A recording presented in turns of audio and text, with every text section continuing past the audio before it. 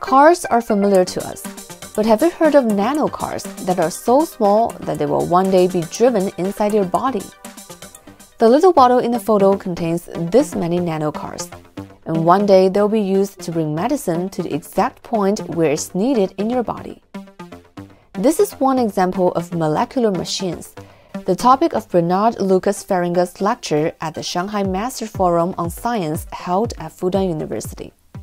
The Dutch chemist won the 2016 Nobel Prize in chemistry. His 1999 discovery of a light-driven rotary molecular motor is widely recognized as a spectacular scientific breakthrough. All the things we make don't move, except when you have a car with a motor, but this is macro, a macro motor, in a car or in an airplane or in a train. But normally, things don't move, but your body, everything is moving, Things are transported in your body, we can see each other, I can wave my hands to you, So this was the great inspiration for me, to make things, that we can engineer like in your body, but then artificial. We build all kinds of nano machines, so we build things that move. With autonomously moving molecular machines at the scale of a nanometer, which is 1/billionth of a meter, things like self-cleaning windows and cars that repair their own scratches could become a reality in the future. Very important now that we make smart medicine for precision therapy.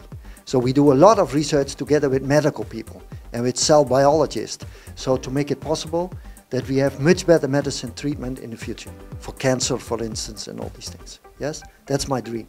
We have a joint laboratory, which is a joint research center here at the East China University of Science and Technology with the guidance of Professor Tiang He, and we do many projects together, especially on smart materials, and we also exchange students. And in particular, we work now a lot on new plastic materials. This is the 6th Shanghai Master Forum on Science. The first one was held in November 2022. Organizers plan to invite scientists who have won honors such as the Turing Award or Nobel Prize to share their thoughts and encourage more students to study science.